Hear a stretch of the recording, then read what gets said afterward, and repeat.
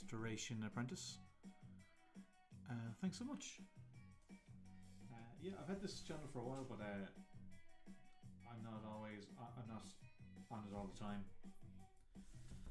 But I'm trying to kind of be a bit more regular with updating it with something, be it like a head sketch or and I do the little podcast.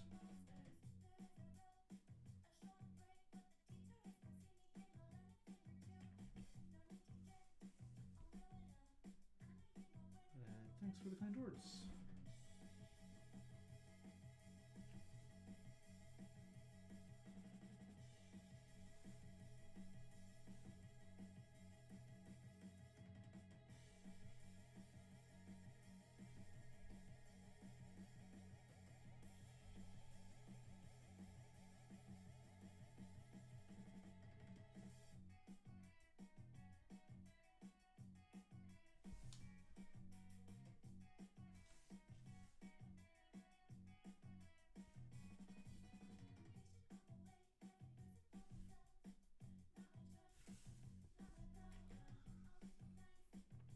Hi, Michael.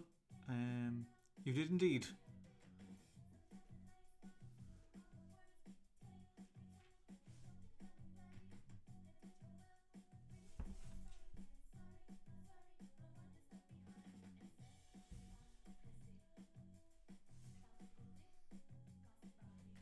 I took some commissions lately, so I'll try draw them live, or at least ink them live, maybe not pencil them live.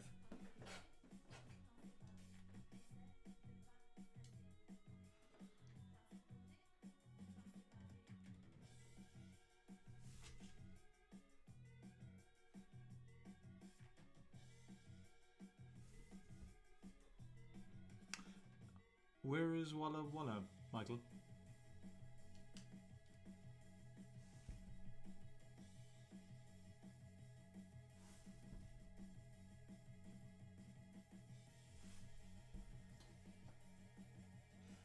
Mr. Knight gets low all the time.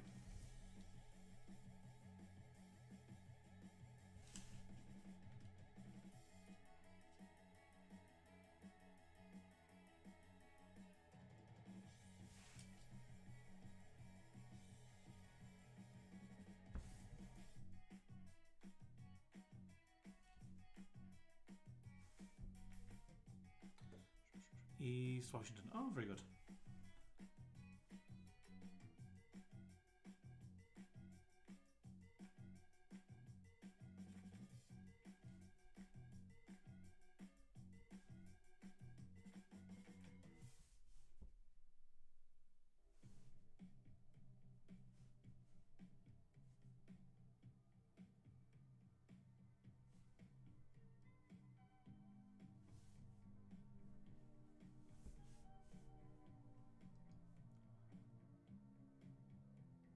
The lesser known high desert part of the state. I did not know there was a desert part of the state.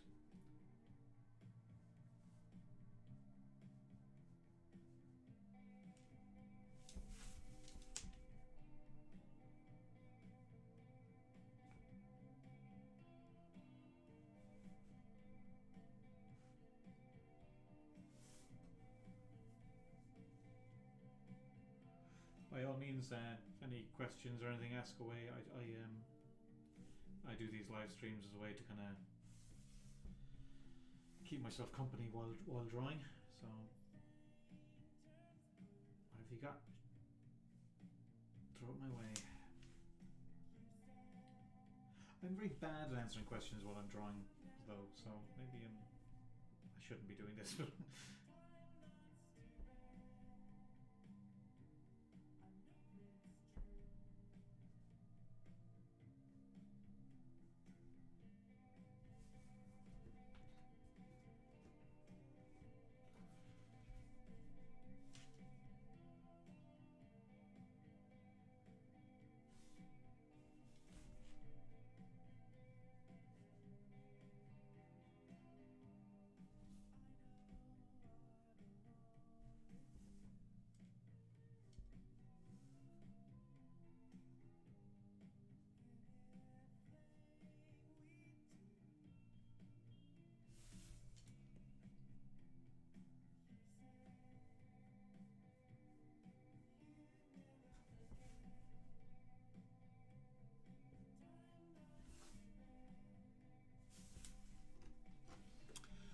Restoration Apprentice. Audio's a bit low. I can hardly hear you. Do you know, maybe I have the.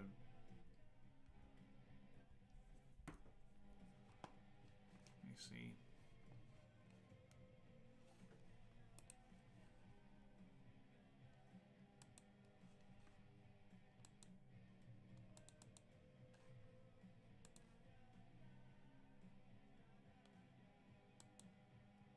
Yeah, the mic should be. I just might be playing the music a bit loud. Sorry.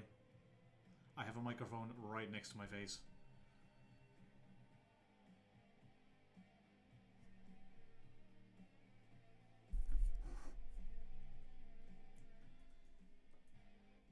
Yeah, I might have had the music too loud. Sorry. Inking supplies. I'm very boring with that question, to be honest, man. I've used the same stuff for years. I generally use the brush pen a lot, and or the Faber-Castell pit pens, and the pen like this with Indian ink. That's pretty much it. I do washes with a Pentel color brush. That's just a mix of Indian ink and water. And I haven't really strayed from those much. I've started using a new Japanese pen for other bits, but that's kind of more of a recent test. But yeah, years ago I just kind of found my groove with these things, and I kind of stuck with them since.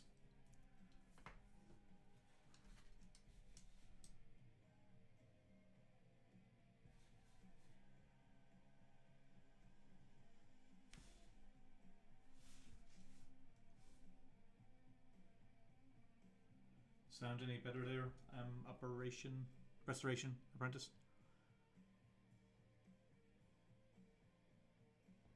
Yeah, the Pentel was a bit revolutionary at the time. I was breaking in, and it kind of showed up. It's a bit faded on this. Maybe the ink's a bit low, but I kind of ink with my fingers more than my wrist, which I really should do. And it's very good for smaller brush lines feathering than bigger ones. Like, you know, this line would break apart if I go too fast with it.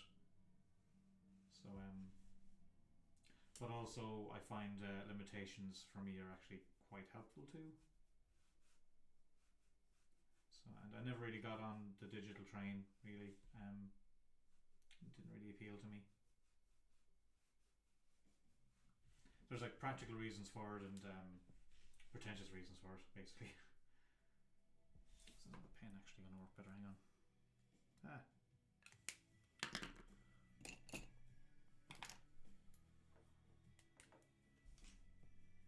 Yeah, no, that one's definitely faded. It's not boring when you're trying to find your own tools of choice, still trying to settle on as I'm learning to handle the traditional side better. I know, mate, that's all fair enough, man. It's all good. I mean, I wouldn't have found the stuff that worked for me had I not kind of played around as much as I did, you know. So good on you.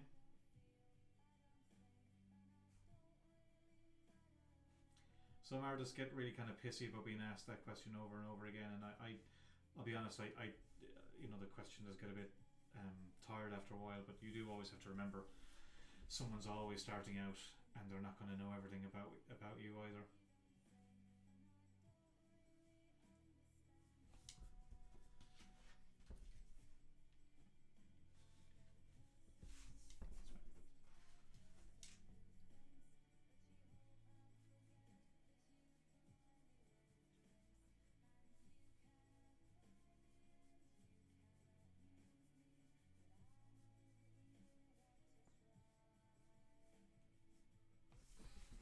You know, the Pentel is, you know, it's good in some ways, it's bad in others. Like I said, like if you're trying to do a long line, you know, that you're not going to get a solid line, but yet you do get these kind of nice brushier, you can at least, you can get a lot slicker lines too if the ink is flowing better. So, you know, I find that I I like to work within the restraints of a tool sometimes, or against them, you know.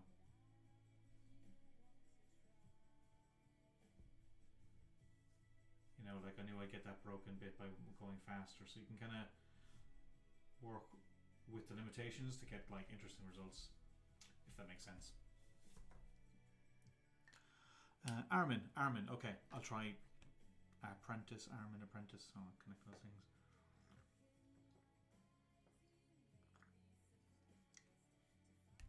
Excuse me. Okay. So I have been using this pen a bit. It was an artist, Luke Sparrow, recommended it to me. I think I need to replace. I think the nib's getting a bit worn down, but it's got a good variety of line depending on how you use it. I quite like. It's getting a bit blunt for me now though because I've used it a bit. But you see, you get nice kind of variety of line here.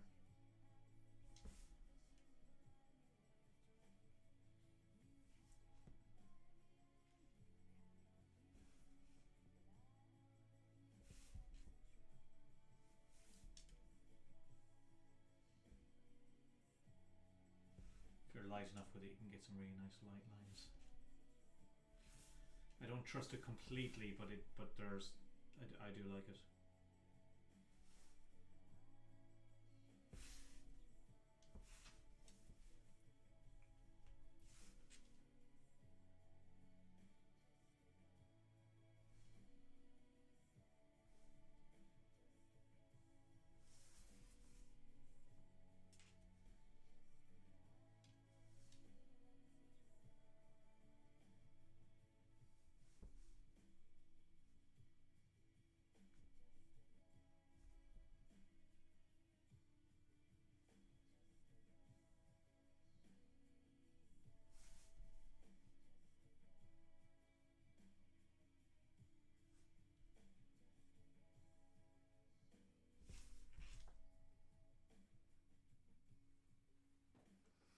Do you ever get asked about injection continuing on?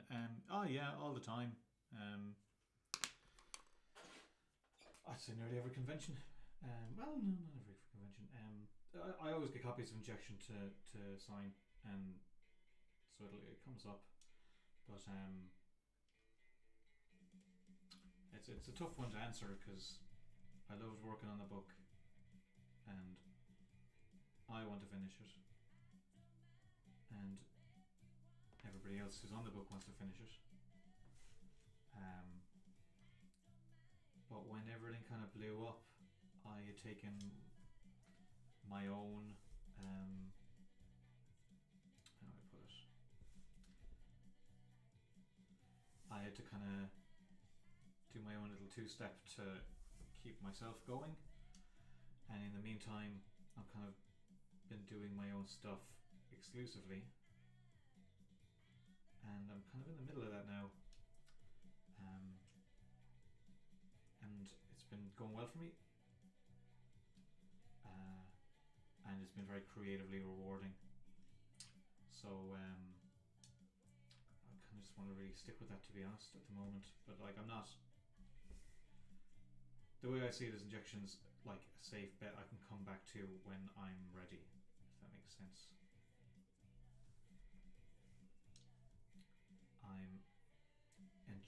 Injection was a great book that like really got my stuff out there in a great way, but it was also very sorry, I'm just having some tea here. When you're working as an artist exclusively that way, that was the downside, was you're susceptible to what other people are doing, and I've had the advantage of just being able to make my own decisions about what I want to do, and I'm enjoying that. So the way I say, what I say to people is that I want to finish injection, so does everybody else, and when the time is right, it'll happen. If that makes sense.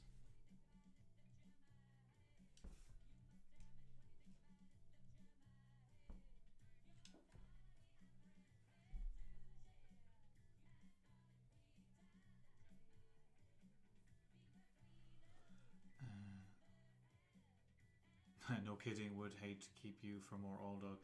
Well, that's it. Sure, actually, I am being kept for more Old Dog just because there's so much cool stuff happening. You know, it's easier to write a book that you get paid for that you enjoy than it is to say do more Old Dog. And I don't mean that as in I don't enjoy Old Dog. I just mean like Old Dog is harder because it's all me.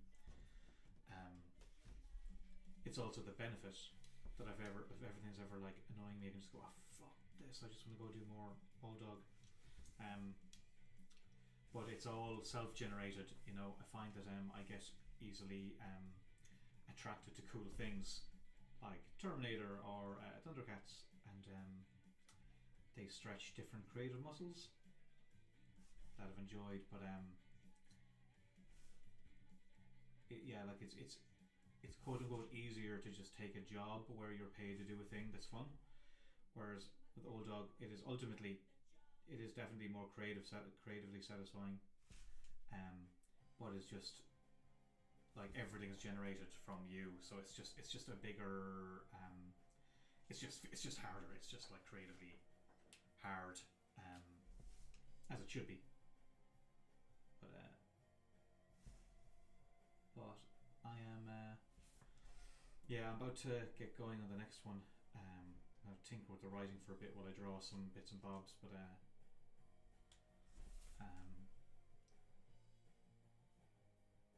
it's definitely, you know, my opus, for lack of a better word.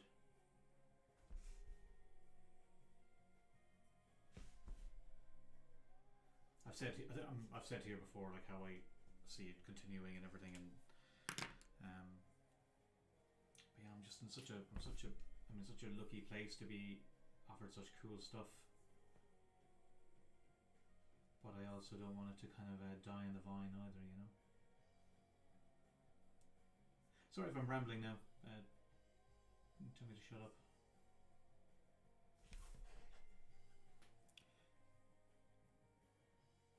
Yeah, I would say I definitely enjoy drawing more than writing. I like writing, but like say I have a Terminator script that I really need to get going on, and I've been putting it off because it's hard. It's intimidating. The last Terminator script I just did as well was very hard. But you know what's not hard? Sitting down and drawing Moon Knight. That's not hard at all. It's just second nature to me now at this stage. So I find that I hide from writing by drawing.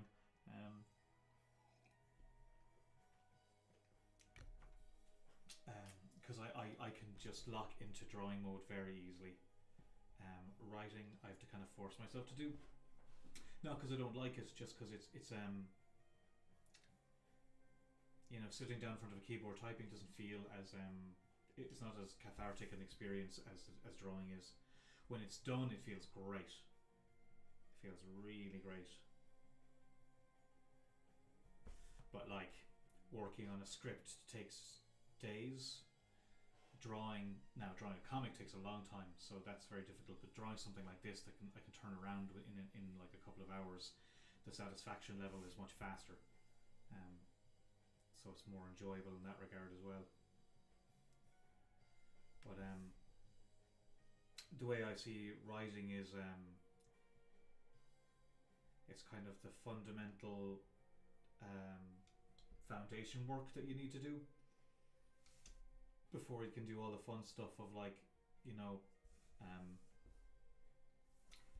don't know. I used to work in construction. I should know, like, you know, building the road, or putting down the paths and putting up the walls and all that stuff. Like that's hard work, but it's more fun than sitting down and doing all the grunt work. You know, I think. Sorry, I'm all over the place with my analogies. Sorry, I always am. I don't know if that makes any sense though. Drawing wise, satisfaction takes longer on a project, but in the short term, it's much easier. Writing is shorter in the long term than drawing, but it's harder in the short term than drawing something small. Does that make sense?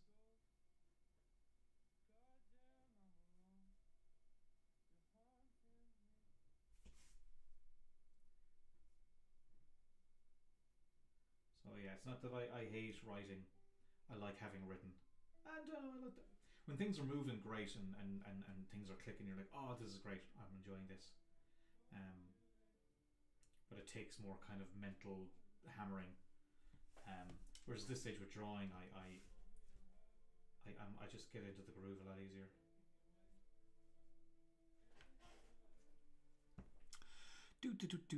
Michael, do you have any tips on doing self-generated books where you're doing both the art and writing? Oh, just fucking knuckling down, really. Like, you can talk about it for ages, but there's a big difference between talking about it and just sitting down and actually doing it. I know that seems like very trite advice, but you know, the temptation there is to be like, oh, we could do this and maybe blah blah blah, and you can blah, blah, blah, blah. But like, it's all not all of it, but a lot of it is just procrastinating. Just sitting down and starting. I feel is the best advice I can really give, because once you've started, and it's just a case of actually following through and finishing it, which is hard enough. But at least finishing something you started is easier than starting something you haven't actually committed to. That makes sense. I've loads of other ideas of things I want to do, but actually starting is the hardest thing, really. But sometimes it's just a matter of like pushing your distractions away and just concentrating on the thing you really want to do. It's a lot easier to do stuff that's self-generated when everything else you're doing is a pain in the arse or you don't like it. It's harder to do when the stuff you're doing is actually quite fun. It is the advice that's most consistently needed. As regards starting something you self-generated thing. Do you know what I would do actually is I would hire an editor.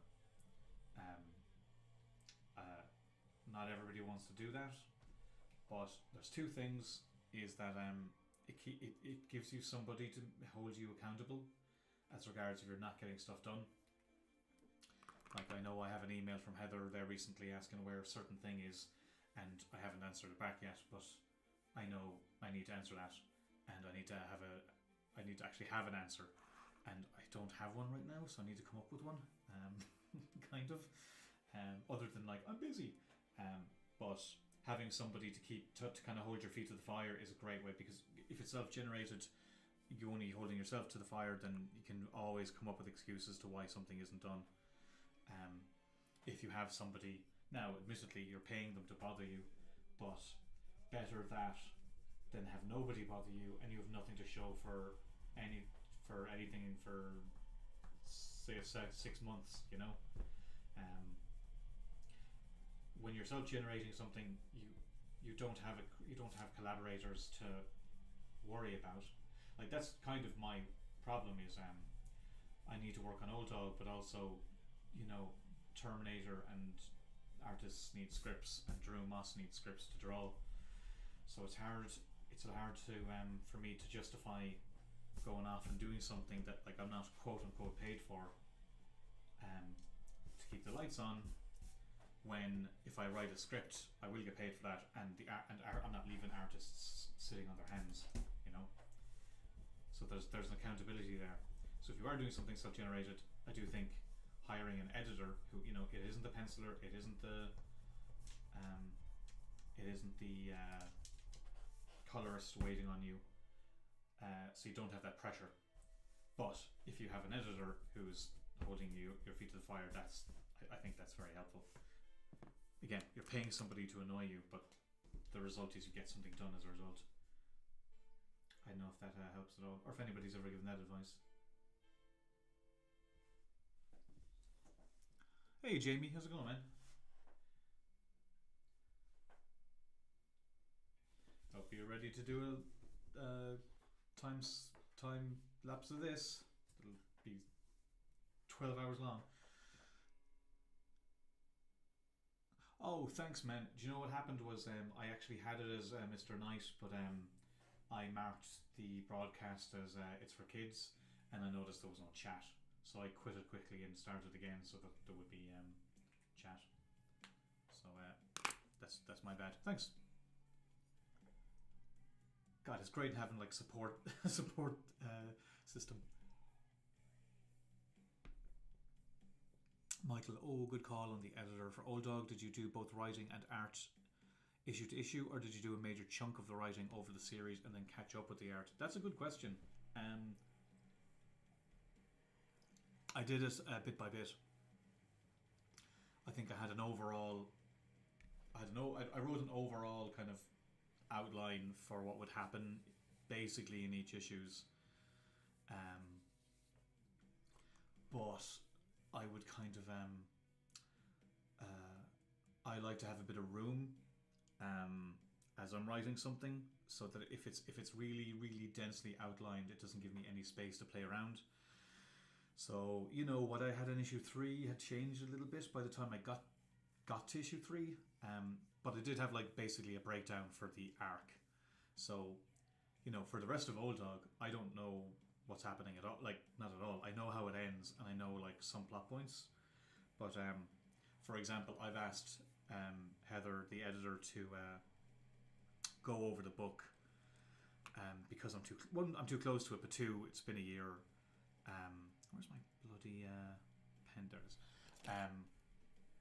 I've asked her to kind of go over it and just kind of give some notes on like what questions have I left hanging. Is there something she feels I need to address? Because part of it is like answering mysteries and kind of raising more questions. So I actually, as it stands, I actually don't know what's happening in the next Old Dog, other than maybe some emotional stuff I want to get to, but I don't really have the plot figured out yet. So I'm going to do it as like 3 installments. So I think what I will do is I'll work out 2 and I'll leave the 3rd in the air to see where the book is by the time I get there. Whether or not I'll need to end it for sales reasons, which I don't. I hope that's not the case, but I also need to kind of be prepared in case that happens. And if that's the case, then I'll know I need to wrap it up. And if it's not, then I know I can kind of take another spin at the wheel, as it were. But yeah, as best as I can recall, I basically. Well, also the schedule, by the time I got issue 1 done, I had less time, so I think I wanted to write it in a chunk and then draw for a chunk, but it just didn't work out that way. I was basically writing an issue, drawing an issue, writing an issue, drawing an issue. And that wasn't Heather's fault, that was down to me taking longer than I thought I would, and stuff like that. Like I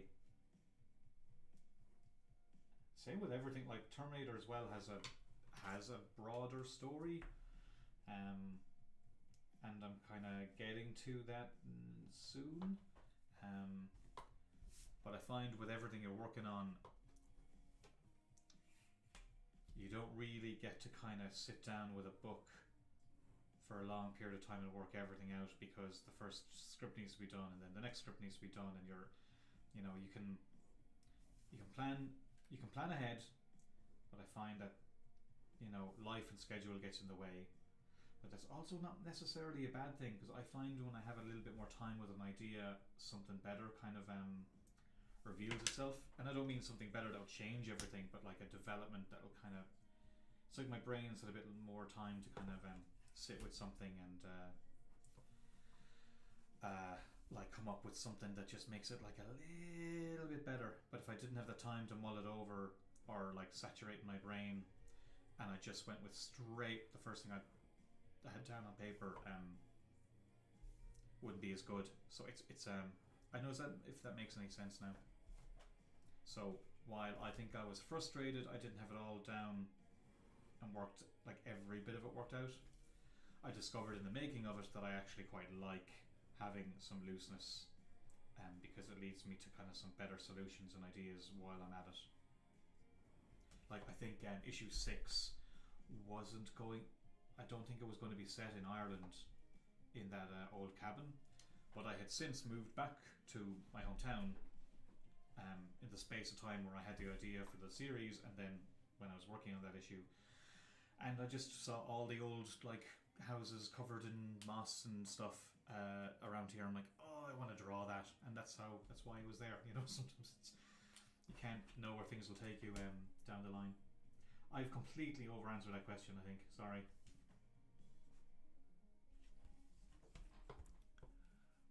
Yeah, no, no one's watching anymore.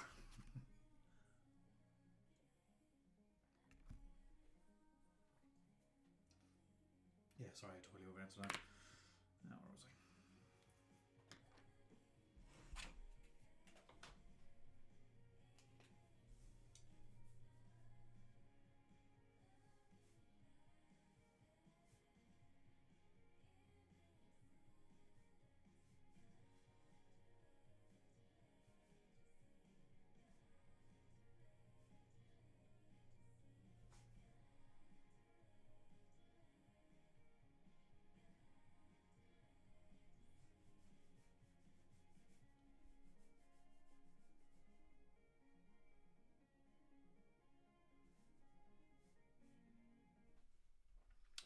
Michael, you did not. Makes perfect sense. Do you give yourself internal constraints on the revisions to the story and or script? Do you give yourself internal constraints on revisions to the story? I'm not sure I understand, Michael. Sorry.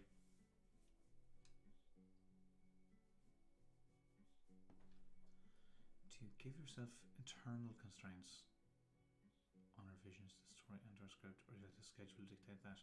I'm not sure exactly what you mean, but I would say in general the schedule will dictate a lot because the book needs to go to fucking print. That can be a thing, but yeah, I'm not exactly sure what you mean. If you can be a bit more specific.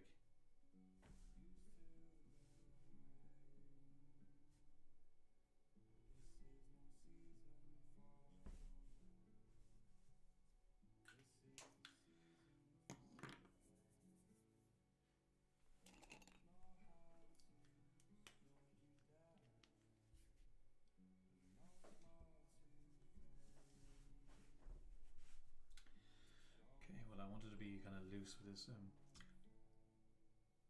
Sorry, for me, I keep revising the script I'm working on and the art. Oh, right, I get you. I look, you just got to call it a day sometimes, man. Again, editor helps with that. Need a revision by X, Y, and Z helps. You can also drive yourself mad. Like I don't do a lot of revisions.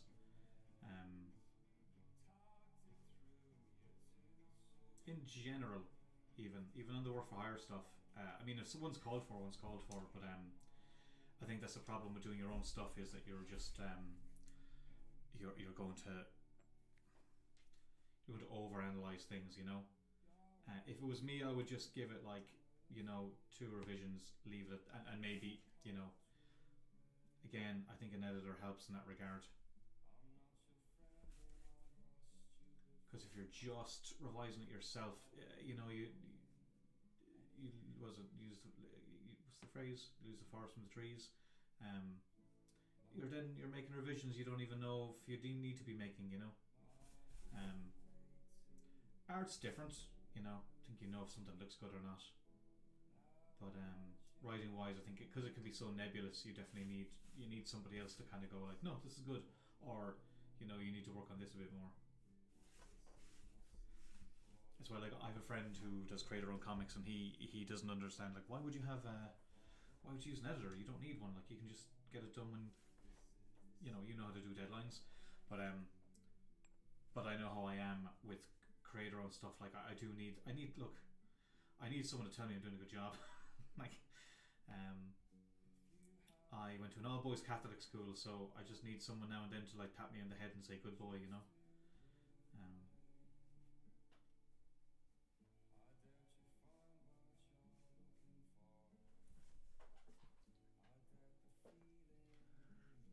Since it's self-generated, just keep revising and not moving forward. Well, like, I think you're getting in your own way then, Michael. For as far as you know, version 2 is much better than version 4, but you can't. You're too close to it. Like, at that stage,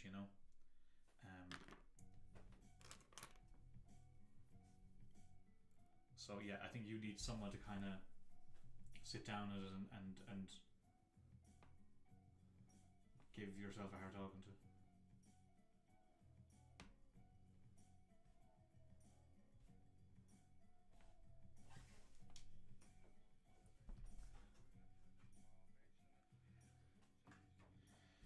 Yeah, positive exterior reinforcement is a powerful thing. It is, and also, you know, maybe you're not going to get the answer you want, but at least you'll get an answer. Constructive criticism is much better than neurotic overreading of your own stuff.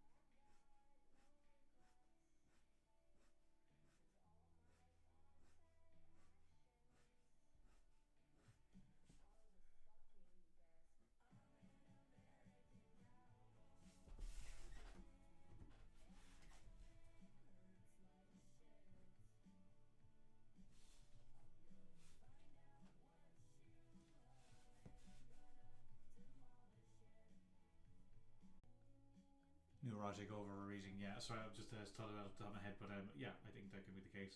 I don't tend to do that. I tend to I don't know if it's from years of doing it professionally, but I think I have a very good sense of what I feel is like the right overall decisions to make. Um, but I also do kind of need you know what? I need a little hand holding. That's what it is. I need a little hand holding, not lots, but a little. Um, and it's easier if you're working with other people, like I do in other books. It's easier to be the person making those decisions for others sometimes than making it for yourself.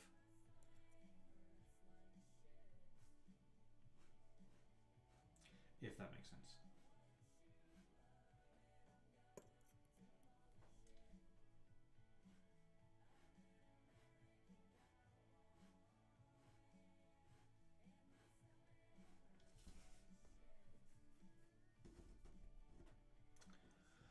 I assume you use friends and colleagues to see if you're on the right track as well, or do you wait until you have something finished to show? Not really, man. Not really. Because more opinions isn't necessarily a good thing. Um, I tend to wait until the thing is pretty much done before I'd show anybody, and then you're really only talking tweaks at that stage. Um, More voices kind of muddy the water, you know. If I do it, I probably do it. I'm just not thinking of it off the top of my head now, but I mean, I probably send stuff to Stephen Mooney, but I'm thinking when deadlines were getting kind of more intense, I probably stopped doing that. Not because I didn't want his opinion, just because I didn't really have time to take on notes and then do more edits and stuff like that. Sometimes just stuff needs to go out the door, you know. I'd say the first issue I probably, in fact I'm sure I did run it by people, but for the most part I would say it was like 95% done by the time I did that.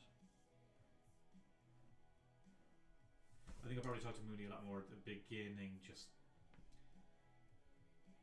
I'm sure there's more. I'm sure there's more too now, but I can't remember off the top of my head. But in general, I think like if you're going to do it, you want to keep a small group. Otherwise, again, if you ask 20 people, you're not going to.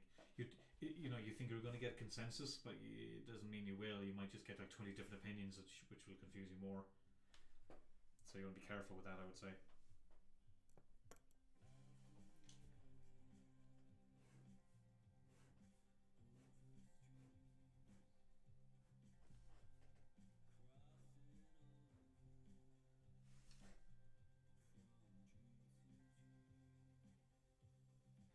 it's also like, with scripts and stuff, like I don't want to be reading fucking scripts over and over and over and over again of other people, so I wouldn't want to do that with them either.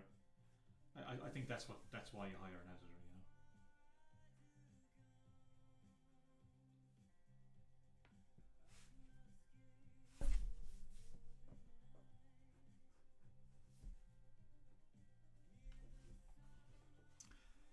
Has that balance of desire for input mid-process changed as your experience grew?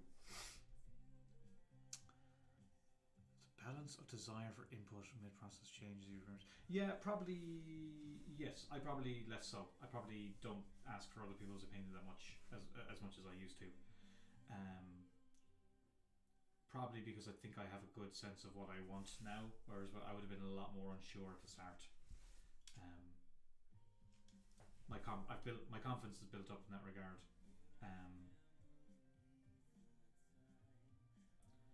As in knowing what kind of thing I want to make and who I'm making it for and who I'm working with and stuff like that. I think I've worked that out earlier on.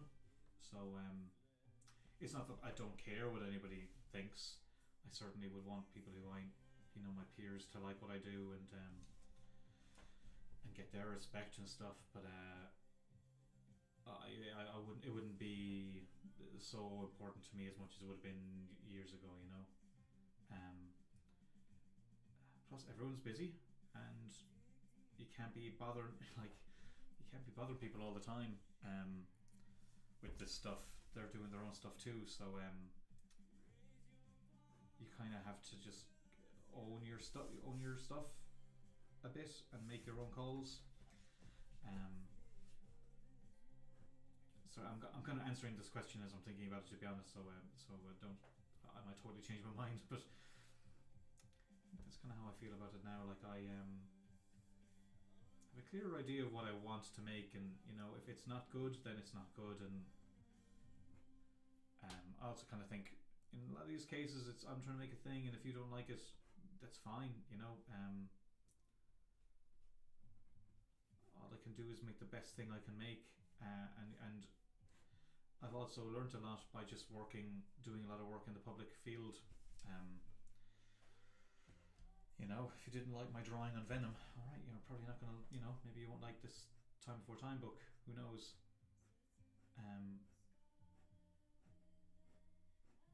But there's no point trying to win over people who are just not gonna like your stuff. Sorry, I'm all over the place. I don't think I'm answering that properly at all. Read the question. Has that balance of desire for input mid-process changed as your experience grew? Yeah, no, I would say I look for it less. I don't really want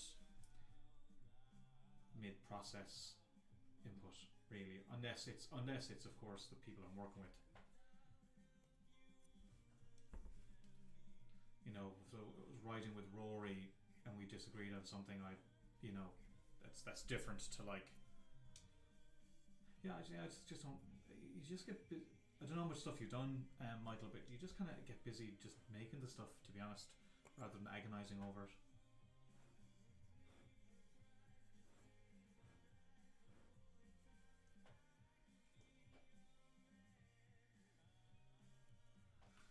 Yeah, I mean, I sorry, no, I don't know, Michael, but I'm assuming you haven't put a lot of stuff out there, but just the process of doing it, you just kind of gotta move it on. And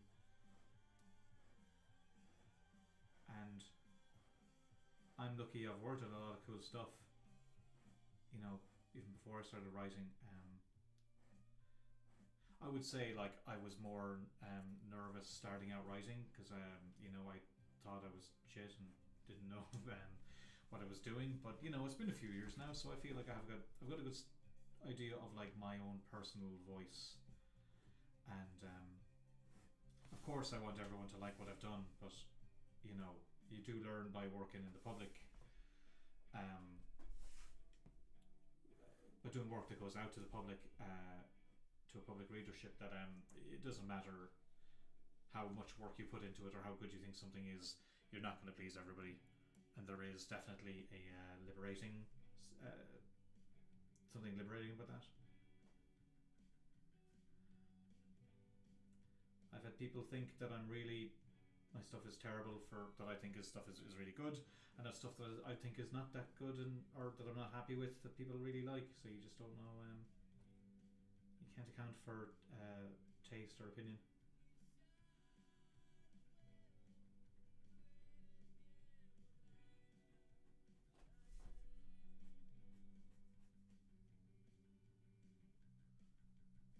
Yeah, I'm sorry if I'm not really answering these things properly. I'm talking and drawing, so my brain kind of farts out on me.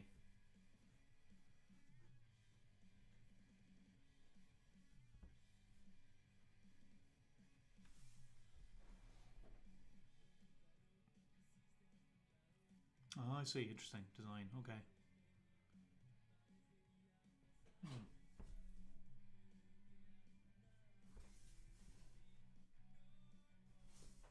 Yeah, I wouldn't. I mean, I wouldn't know about that side of things. But I think you do find that a lot of this stuff does carry off across into other fields. You know, like I was just at an animation kind of conference, I guess, or festival.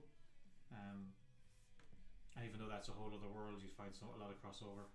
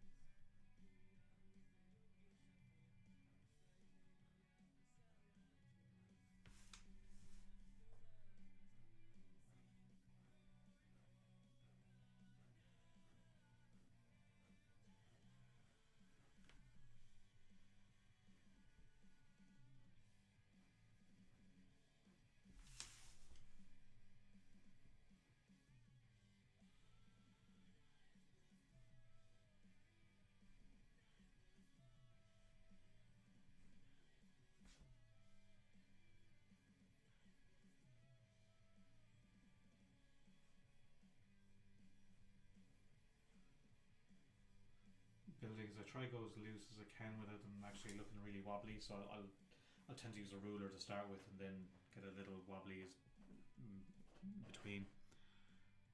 Oh, thanks. Damn it, Restoration Apprentice began with an A. Arnie. No, let's see.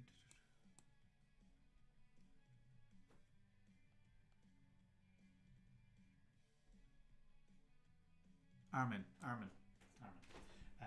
Yeah, thanks. I mean, it's it's a commission. You know, you can get a bit um, rough with it, but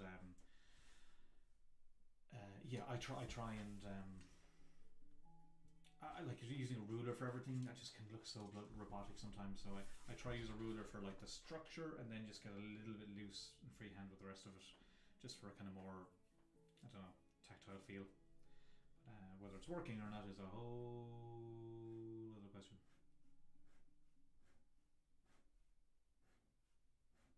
Where's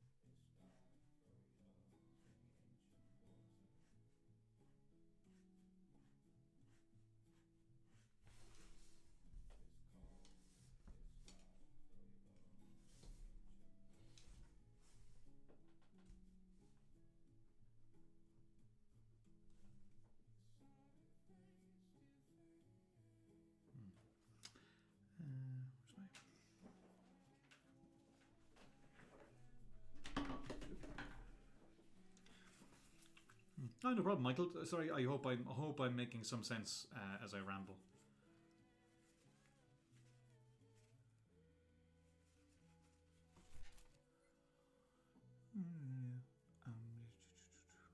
yeah, no, I'm happy to answer away just because well, one, it gives me something to chew over as I draw.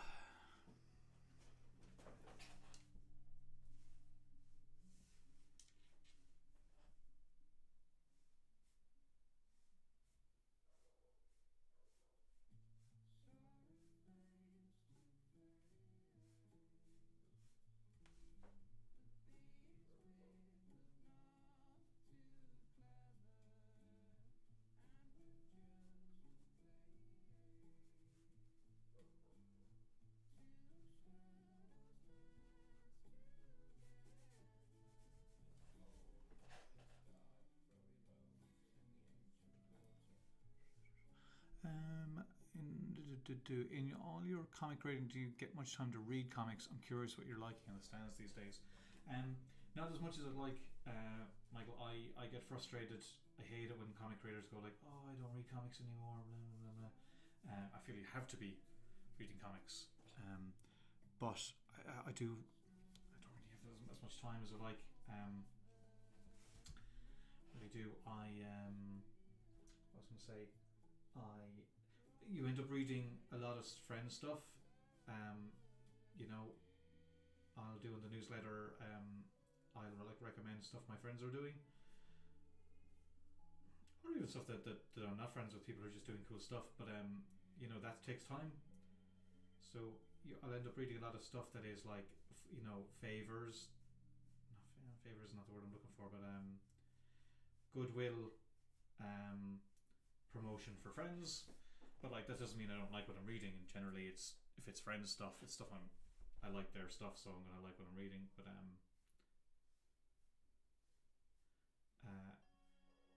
or a lot of stuff needs to be done for research.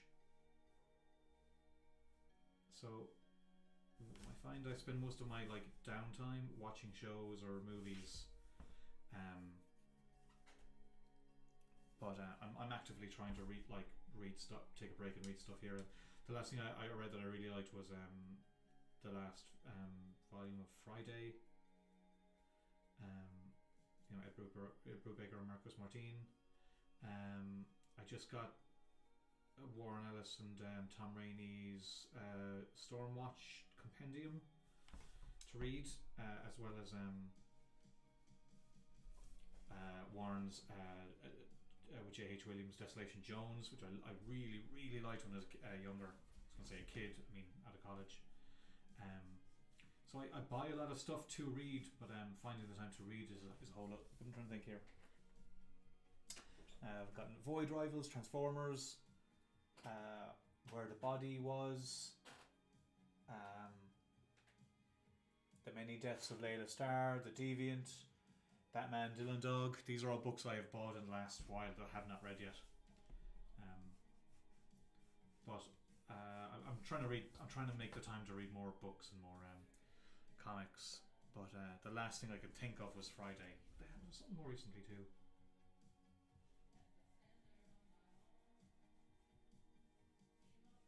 Like I want to be reading more stuff to be inspired, you know. And while I do get inspired by like TVs and movies and stuff, like, you know, still I want to be reading comics.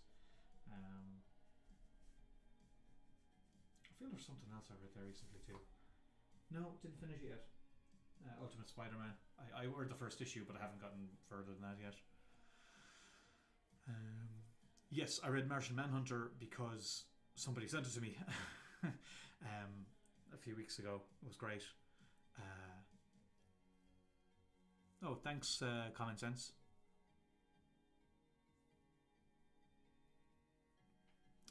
Yeah, like I heard Layla Starr is great. I love the artist. I know Ram. Just trying to find the time to actually read. But like I have 3 things I need to read for no 2 things I need to read for research, and I haven't had a chance to get to them yet because I'm actually getting stuff done. You know, it's a tough life.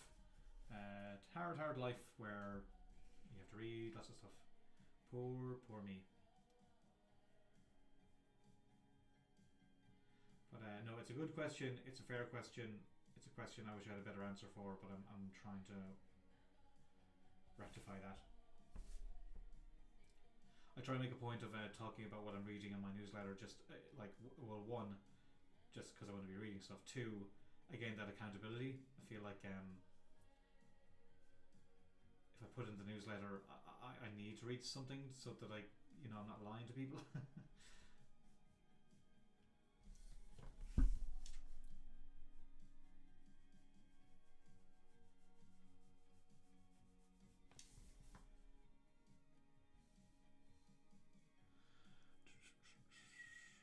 Rare flavors might have even been better. Interesting.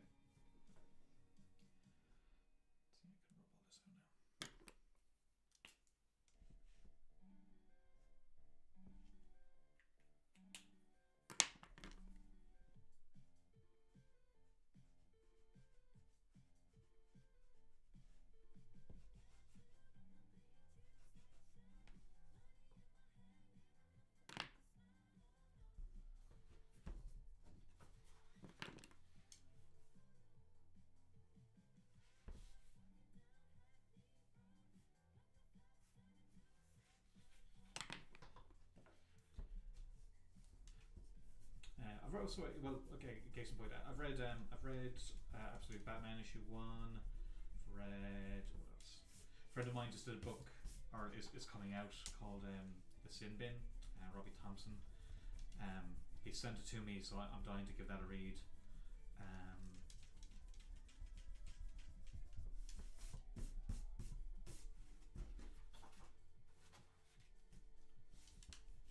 My brain's gone blank. I make a point of just buying stuff so that I don't have to go like, oh, I must read that someday. That it's actually here and I can read it.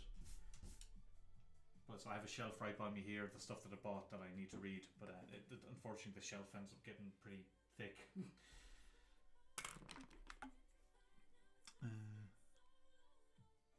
Okay, that's cool.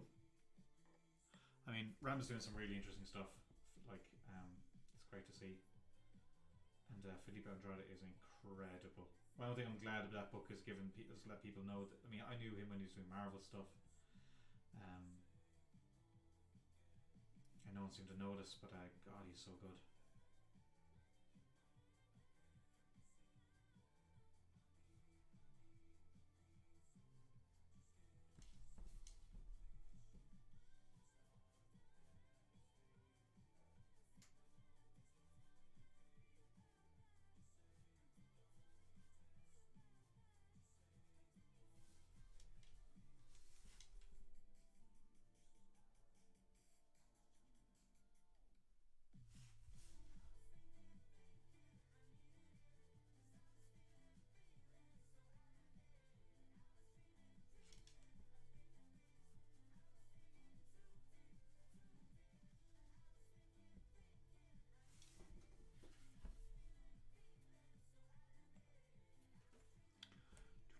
Yeah, Andrade is incredible.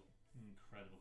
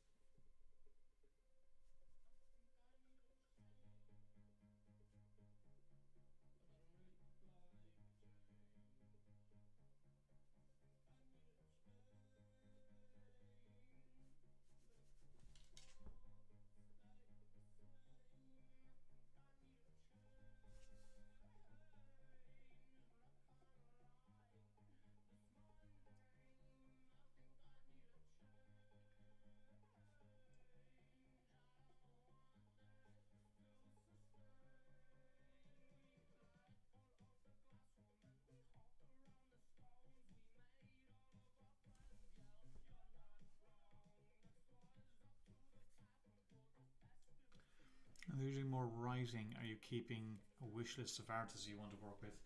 I don't have a list, but there are loads. I mean, Andrade being one of them.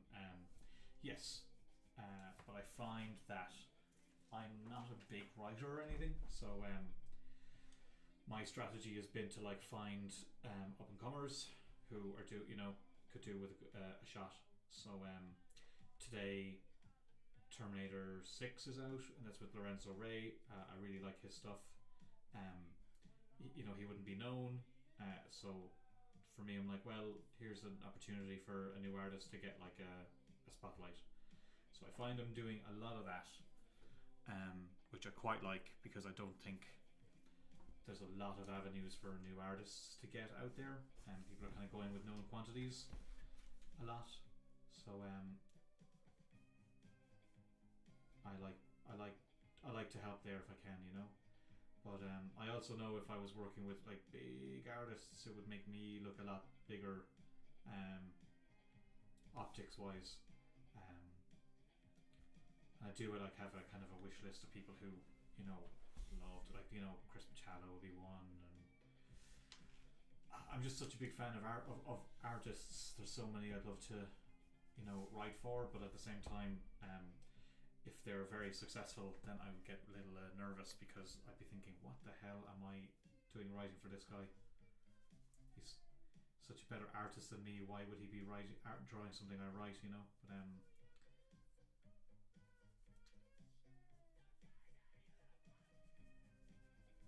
But like I'm thinking Andrea Ricardo on Alien, and what else did I write at Marvel? I'm trying to think. Mike Henderson. There's so many good artists out there that the insecure part of me would be like, why the hell would they work with me? But in those cases, Marvel are paying them, so it's fine. It's the money, that's why. But the list will be way too long for me, I'd be forgetting half the people I'm thinking of. Like I got to write for Mateus Bergara. He did a short story in my Old Dog anthology. I mean, that was amazing. I'm like, I'm writing for Mateus Bergara now. How cool is that? That is kind of the benefit of doing creator-owned stuff too, is you can pull off, like, no one would ever hire me to write a story for Mateus, so I hired myself.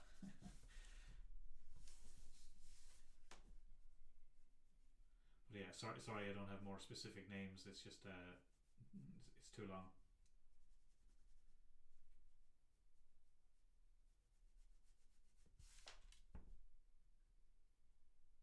It is weird though that some people would. There are people who've reached out to me whose work I think is amazing, and they said, oh, they'd like to work together. And again, I'm like, what? Why? I mean, I'll do it. I'll be glad to do it.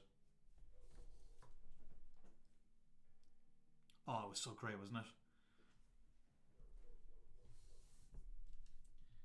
Yeah, I've asked Chris Patella to do an Old Dog cover at some stage, and he's up for it. So that's great. That's also one of the big cool things about doing creator owns is you can ask for stuff that like you don't think could ever happen professionally.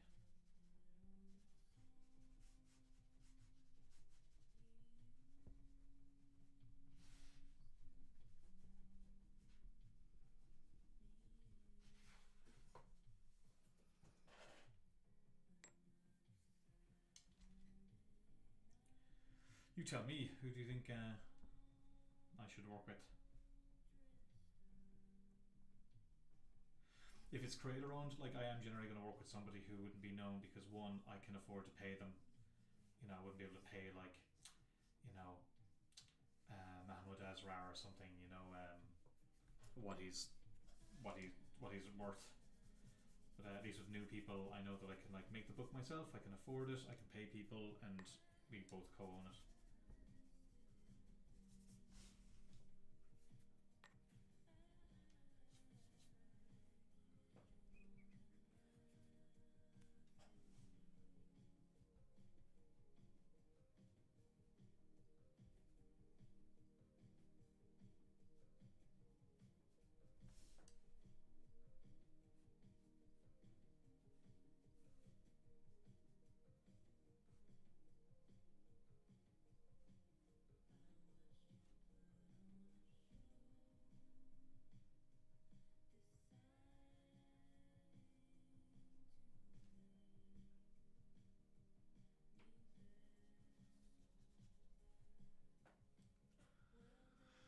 One of my favourites now is Bilquis Evely. Oh my god. Yeah, I would have to fight Tom King. God, she's amazing. Absolutely amazing, her stuff.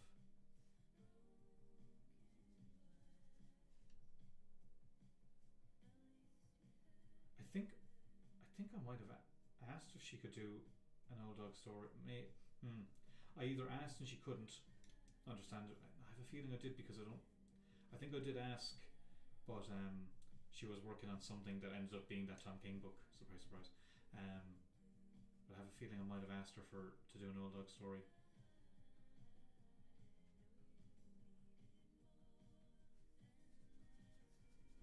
I mean, that's the downside too. You'll ask somebody you really respect and admire, and they can't do it, and you feel like an asshole for asking. But then you ask somebody, and they say yes, and you're like, oh, class. Like Chris Sprouse. Like, I can't believe Chris Sprouse did an old dog story. It's, to me, incredible.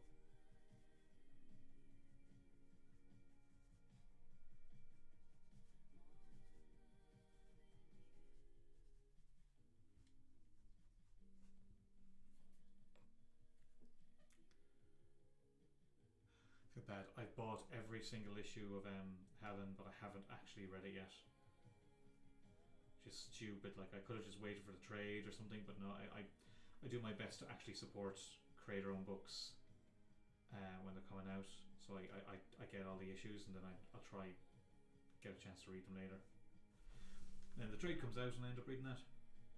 But I feel good about having to supported the issues, you know. Because I know that does help, because I've seen it for myself.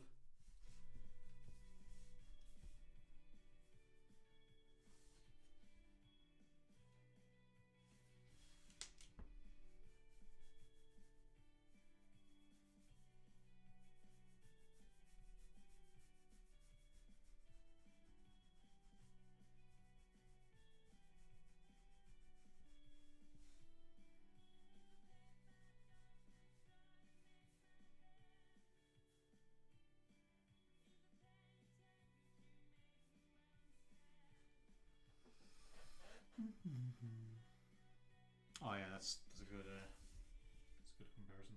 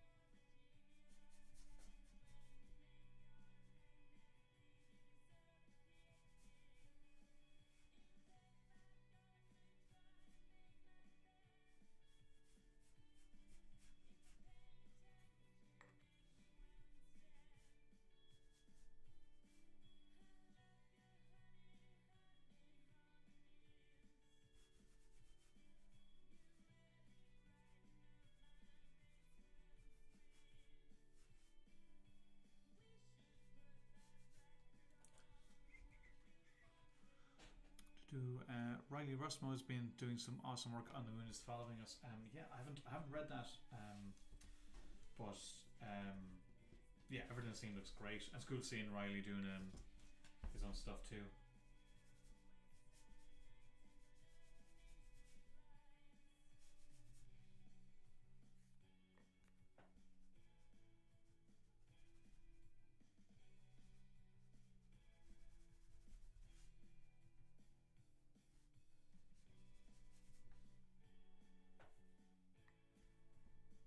It must be a tough gig drawing a Daniel Warren Johnson book, because he's so like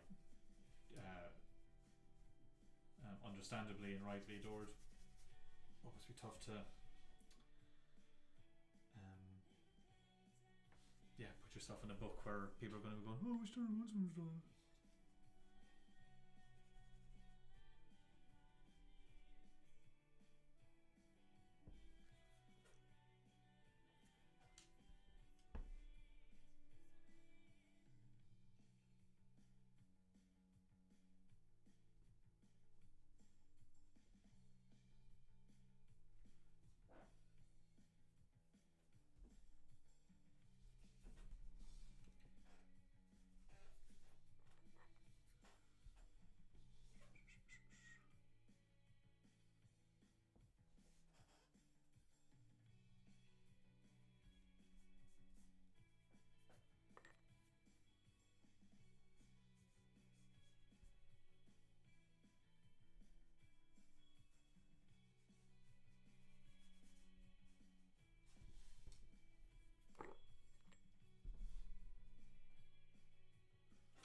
in the writing, but also where both yours and Daniel.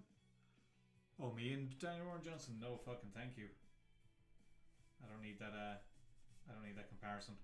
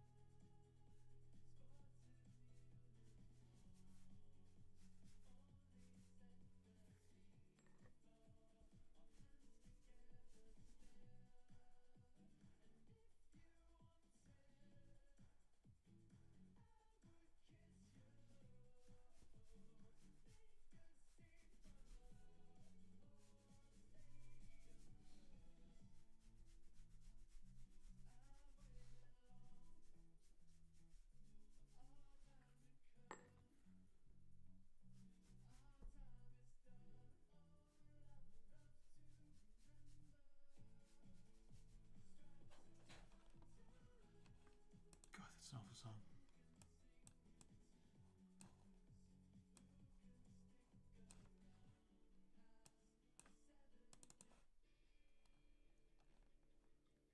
O'Reilly and his art are often next to each other or even mixed on the book. Wow, I didn't realise that.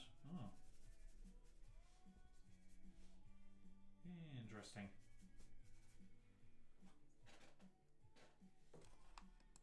Let's check that out.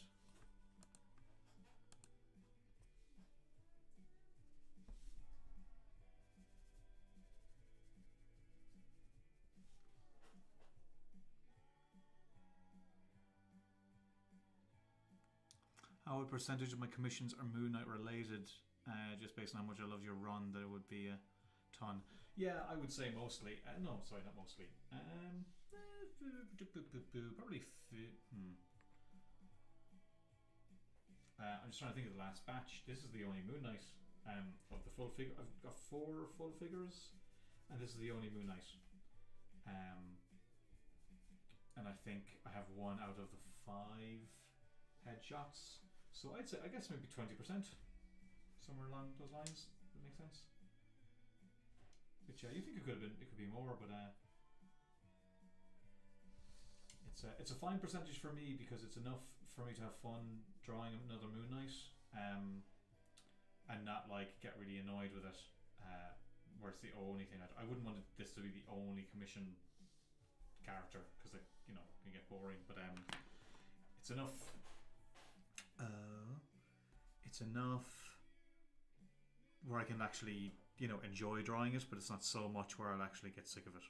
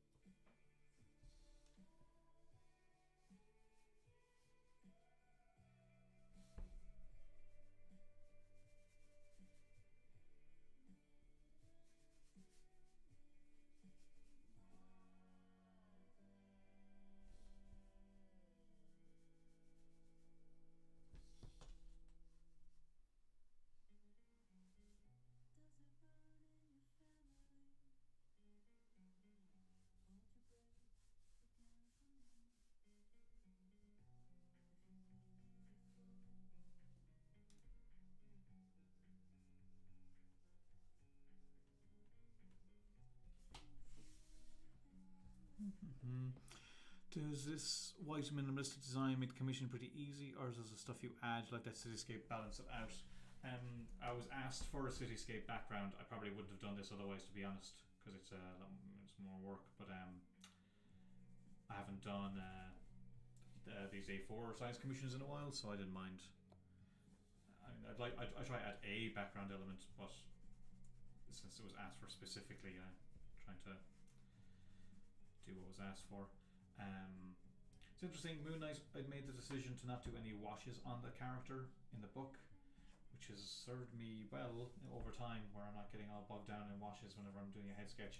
But I will try and balance it out by doing some washes in the background, because I want him to pop. Well, that's why I did in the book originally, but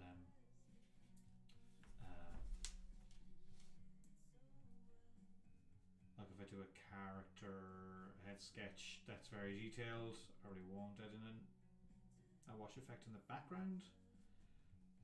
It also kind of depends what I'm feeling like, to be honest.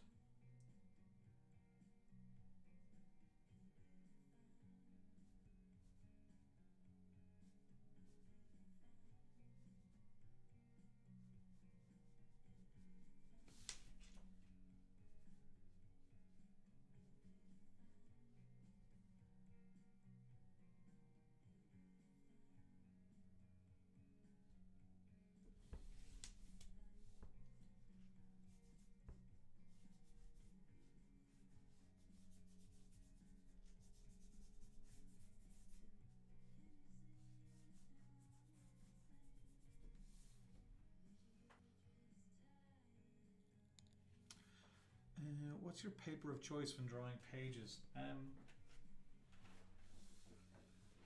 All the paper I use is if it's not Marvel board, it's this Dale Rowney smooth heavyweight. So it's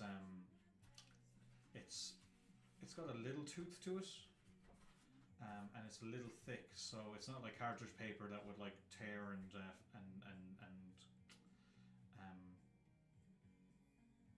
crease or whatever. So it's nice. It's not Bristol board, but it's kind of similar-ish to it, and that's what I've used all my whole career, pretty much. If it's not Marvel DC paper, it takes wash well.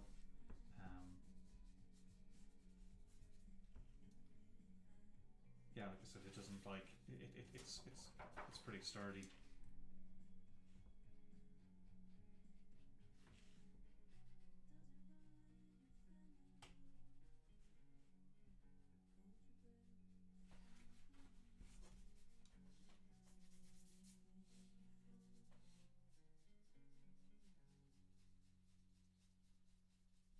Sorry, that line was a bit too even going through the page, so now.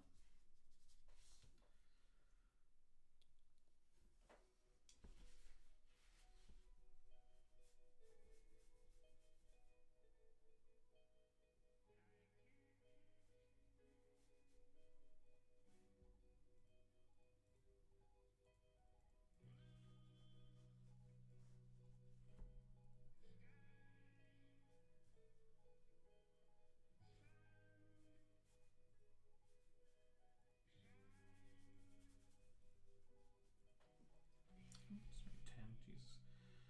I'll be wrapping this up as soon as I can.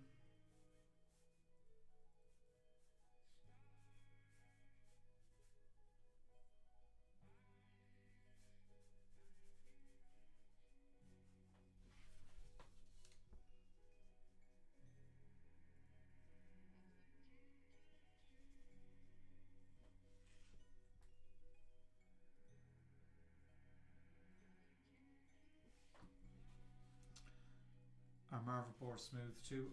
Yeah, they're pretty smooth. I don't like stuff to be too smooth, because I like a bit of grain with the ink.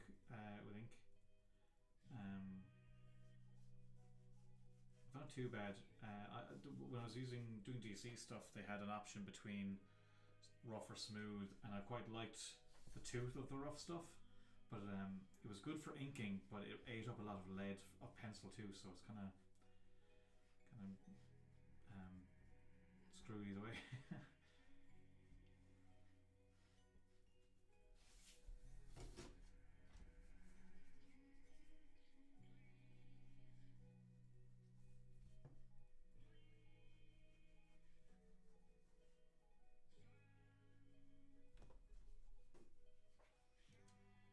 Do you have a time budget when you're doing commissions so that it remains profitable? No, I wouldn't say profitable. Really, the piece takes as long as it takes. Really, I try not to spend more than 2 hours on one of these guys. I mean, what I probably spent between a half hour and hour drawing this last night. The pencils. I'm not doing so many commissions where I need to budget it out like that, but like I have a page that needs inking tonight, so I can't really spend, and I have to have my dinner. So yeah, it can't go on and on and on forever. But I would say I don't really only spend more than 2 hours on inking a piece like this. Some go faster, some go slower, some you think will be easy and end up being harder, some you think will be hard and end up being easier. It's not always easy to kind of like budget out the amount of labor needed for a piece. So I could be working away and not realize I've spent like an hour and a half when I thought I just spent 40 minutes. Things like that can happen. But I told myself I would do this between 8 and 10, but I started a half hour later, so really 10:30 would be fair, and it's nearly 10 now, so I'd say I'll have this done before then, so that's not bad. It'll be an hour and 40-50 minutes probably by the time I'm done.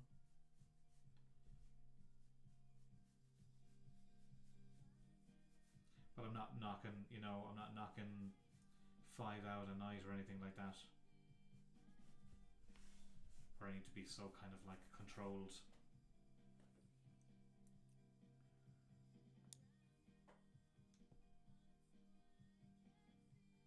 Oh, thanks, Jamie.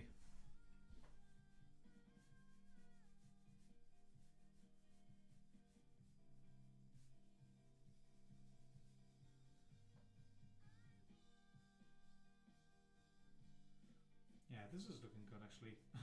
I am brilliant.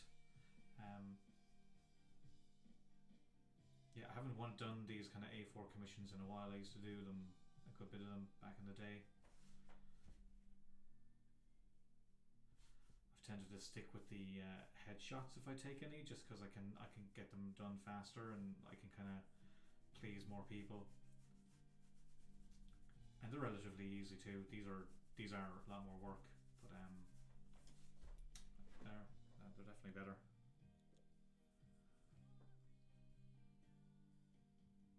Oh, good. Thanks, Michael. I mean, you don't know what they're paying. They could be paying, I could be really overselling these.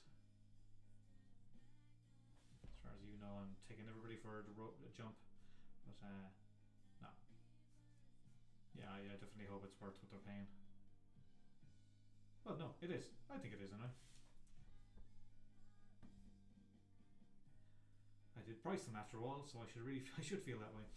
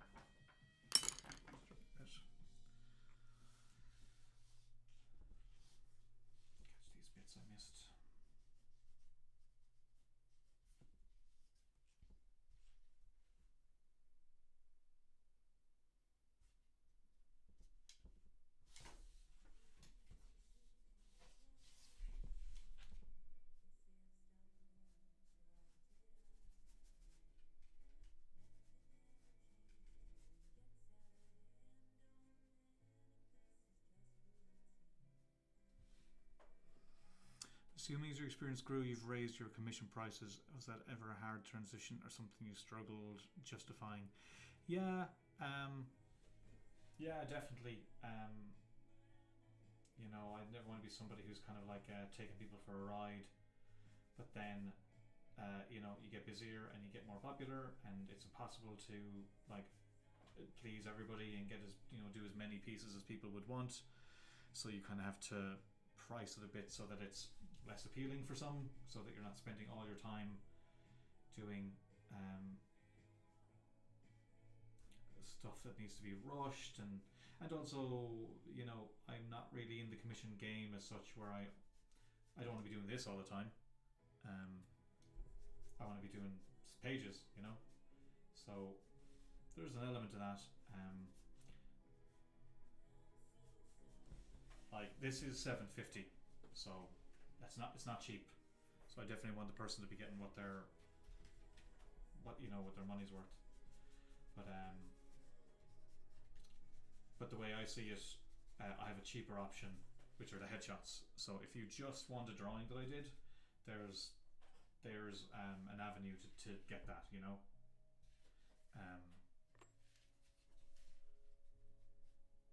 I wouldn't want to be like so expensive that there's no way anyone could ever afford. Like, I mean, like, not that I'm, you know, I'm not like a Jim Lee level or anything, but for the time I have available, I want to kind of maximize a price, but I also don't want it to be so expensive that like people could never ever get one. So I try to find a happy medium, basically, you know. Plus, also, if I do like a small show, I do free sketches and small shows and stuff. But the way I see it, this stuff actually takes me away from work, like of making comics. It's fun to draw this stuff, of course, but it's not as satisfying as actually telling a story and it seeing print, etc. So, but I remember years ago I saw Sean Murphy doing commissions for like 1,000, like cover level quality ones, and I was like, fucking hell, that is way too much money. And then within 10 years I was doing exactly the same thing. So really it kind of depends on where you are and what you can manage.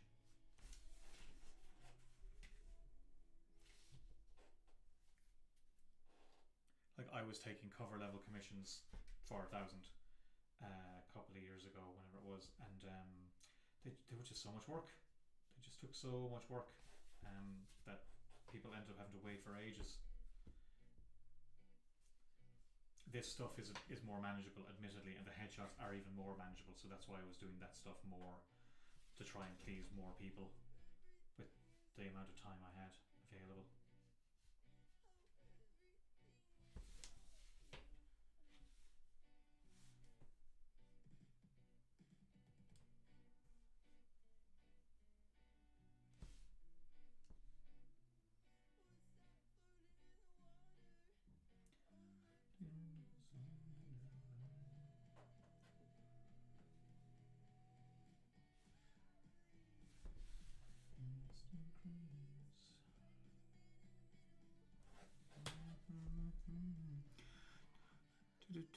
Having never been published and since I don't own the characters, I've really struggled pricing commissions where the time effort seems appropriate.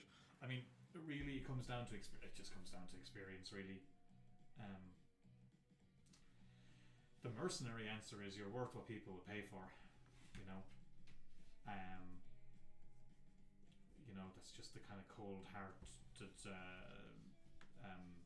justification for that stuff. But like, I would have been uncomfortable with that kind of answer until I got to a stage where, like, it sounds bad, but like, you know, you can't keep up with the demand. Then you need to kind of like protect yourself from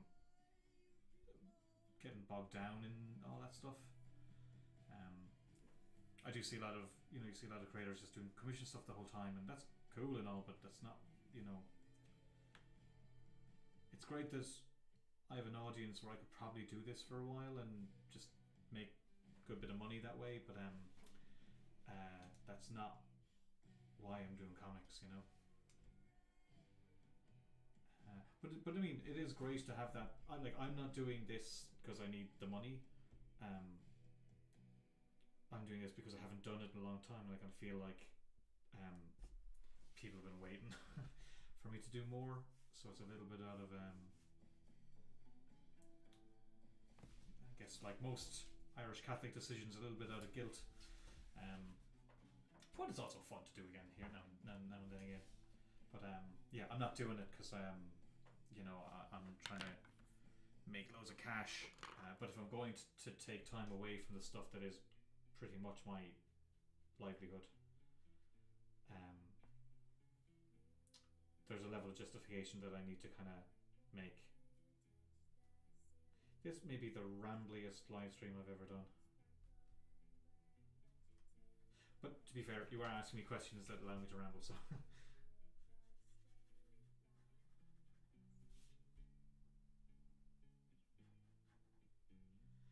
When you're published and when you're doing more, you're on stuff. Like, I mean, those are things that'll come your way.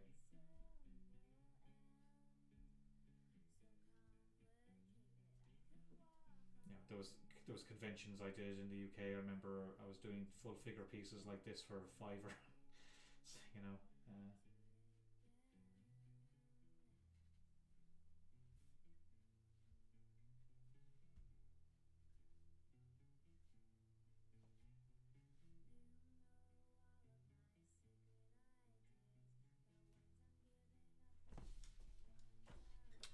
Jamie, you're good at rambling. Jack should start a podcast or something.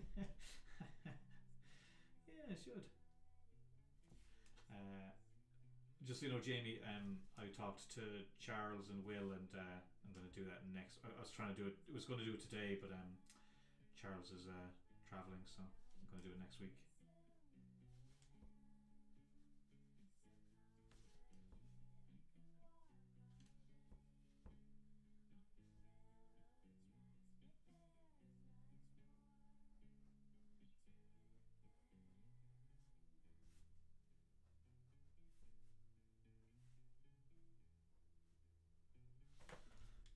Just sharpening up these now.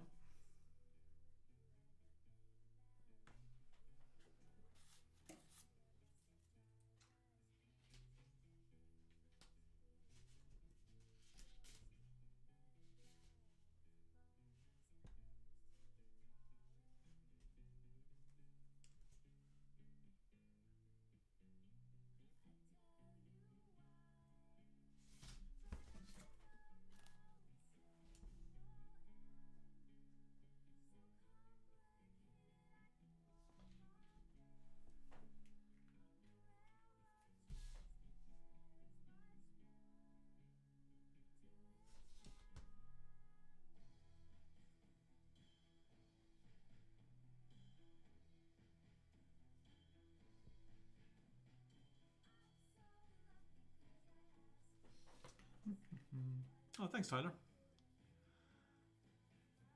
Yeah, something like tape deck. That's great. I'm gonna use that one. Yeah, no, well, man, I prefer have something to ramble about while I'm drawing. To be honest, it feels like at least I've done something a bit social.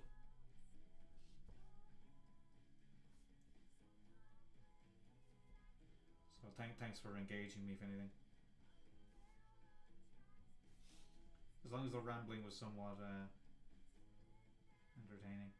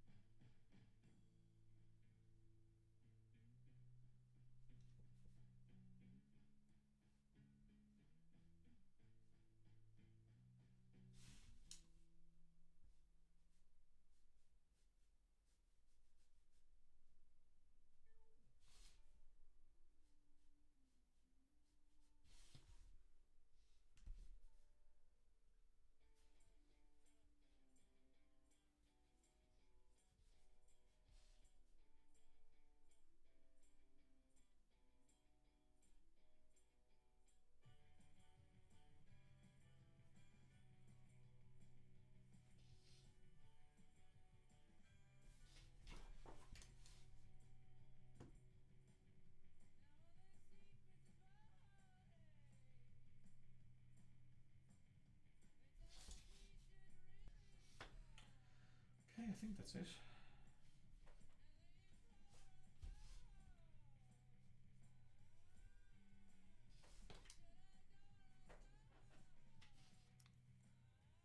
You're doing much better with an end result than I do. My kids are looking over my shoulders at drawing, asking me questions. It's being amazing. Oh, no problem, man. When you're drawing a monthly comic, how long do you spend on just layouts? Good question, Tyler. If it's from a script I'm not working from, it probably takes me about a week. 5 days. 4 or 5 days. If I've written it, it goes a bit smoother, maybe 2 or 3 days, because I've probably got a lot of the kind of language in my head already. So I find that's it's a bit more efficient that way. But no, if it's a script I'm working from, it takes like about a week.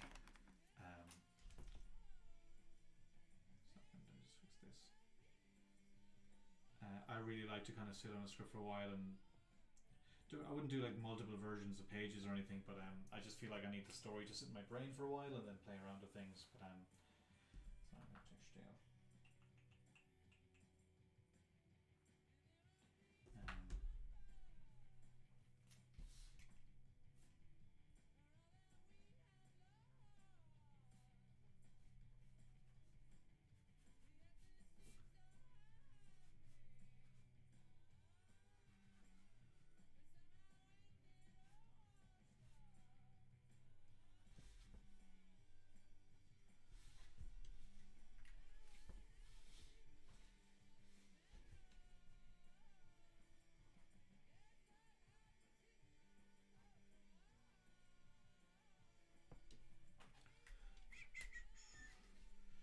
Okay, that's it, guys. I'm gonna call it call it a day. Yes, go with this out.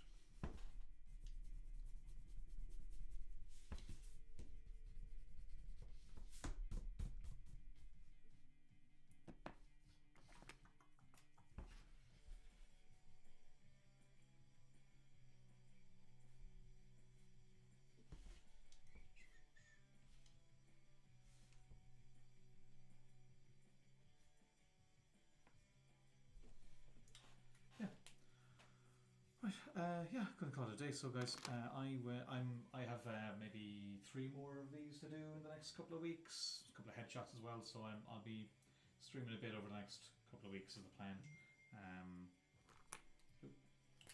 Text. But thanks for keeping me company.